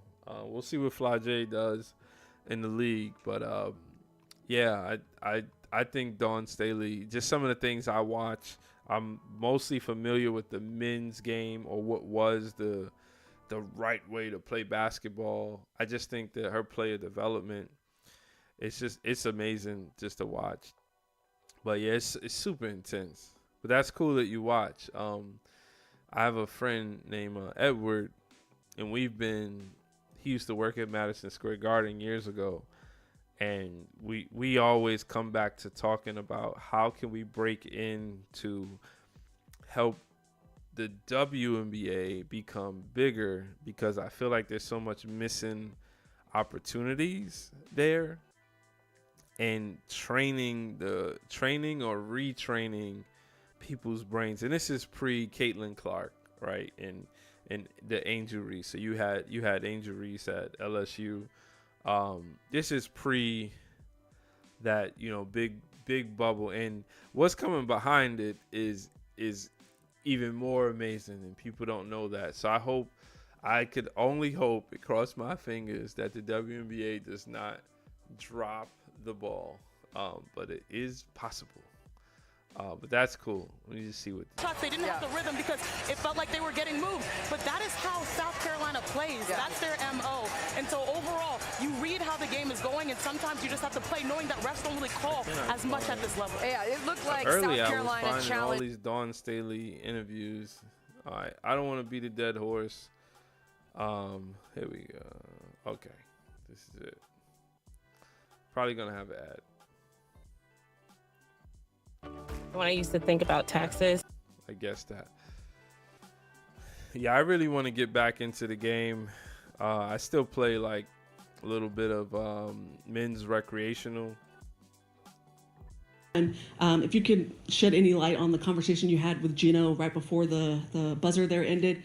And two, last year to this year obviously is a big swing from Final Four game. Can you just describe the emotions of last year's Final Four game losing and then today winning, and just any sort of redemption or anything that you might feel? One, you can ask Gino the question.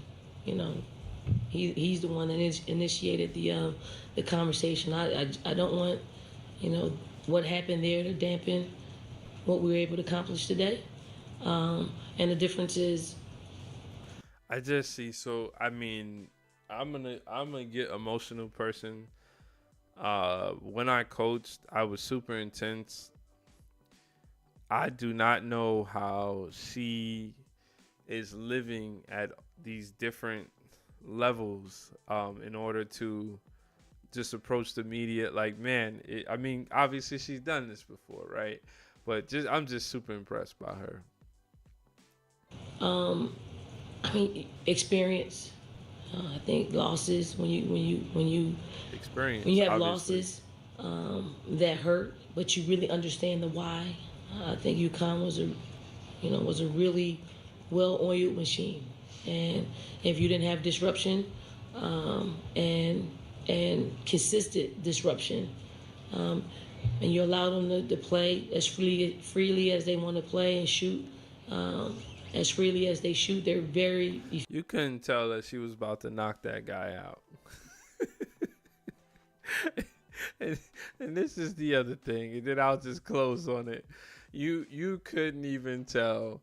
I was thinking, since the internet and today's modern social media is so polarizing in one direction that everybody feels the need that they got to box or put on some boxing gloves, I thought to myself, I don't bet at all, but just the term, who would I put my money on?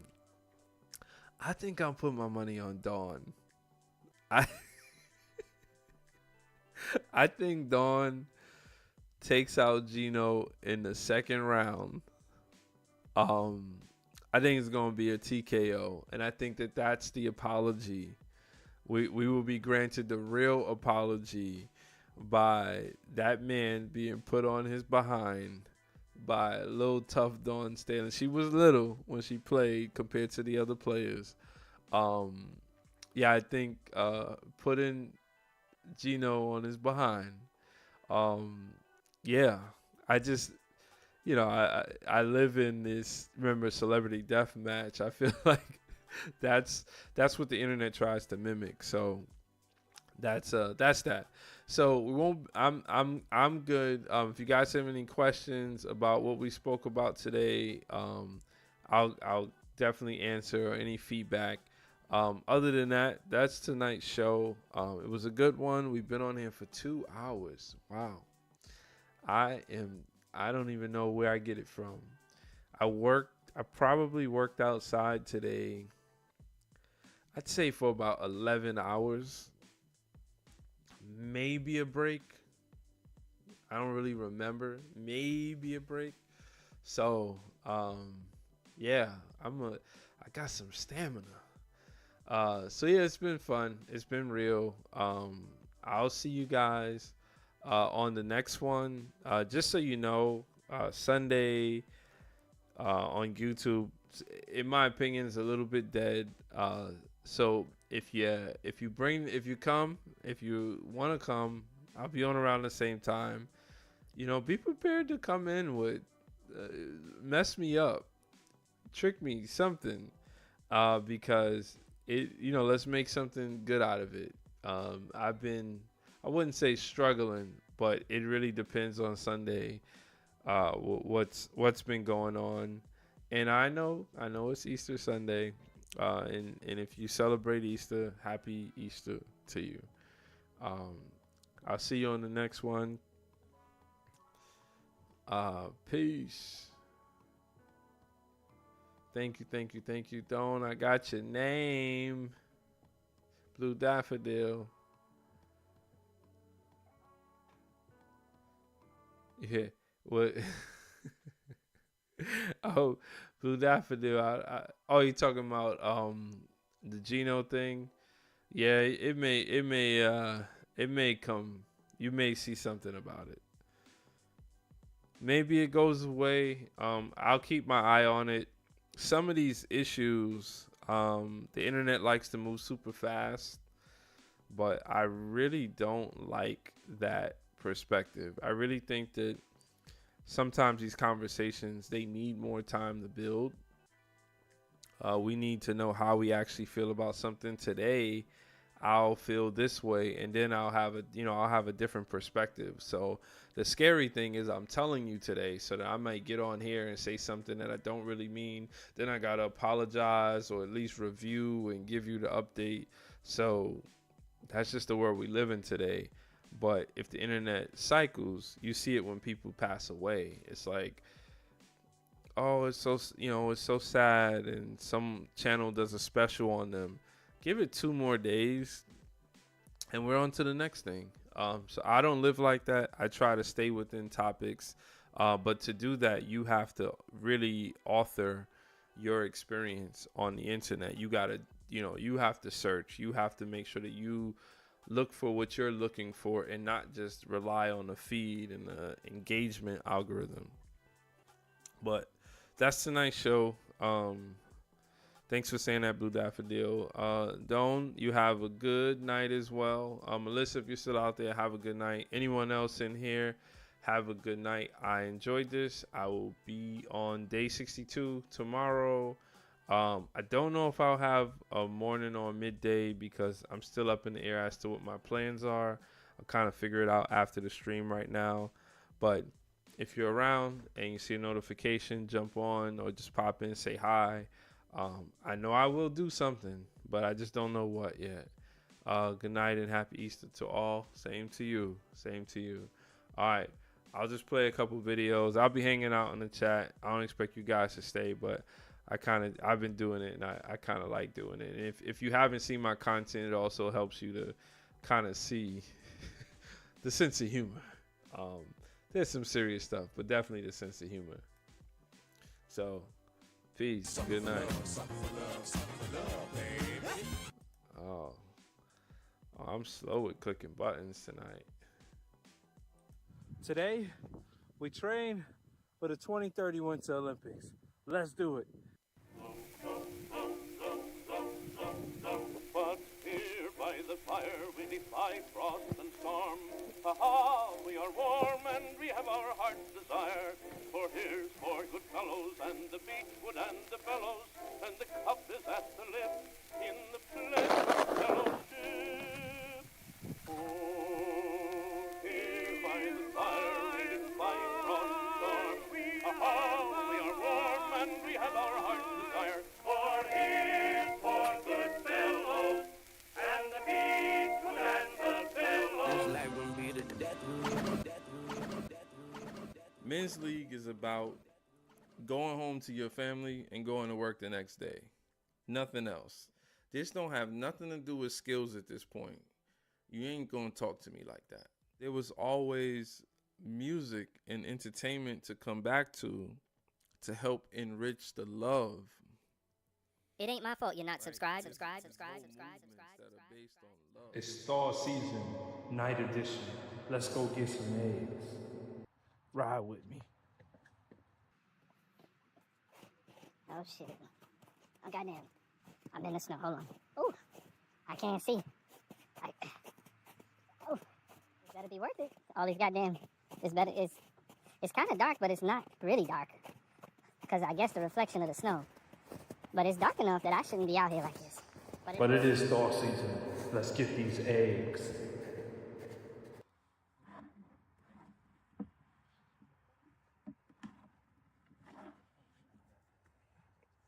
It's Star Season, and we got eggs.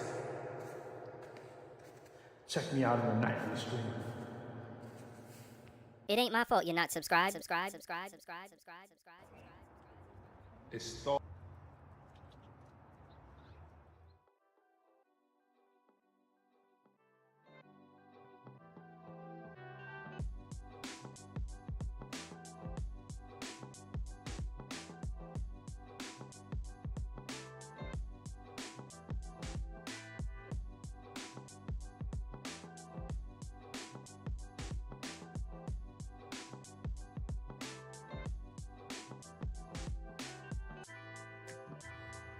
Today, we eat blackberries. Come on, let's go. After 25 days of streaming every night, not only just chilling, but I'm outside. I'm outside, people. One take.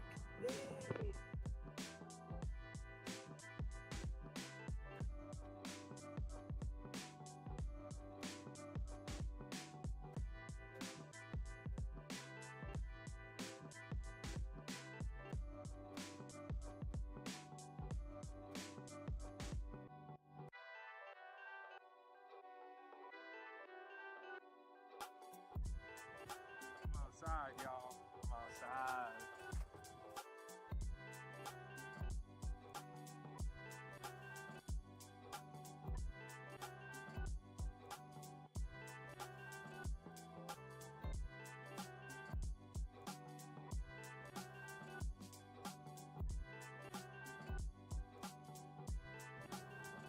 After 25 days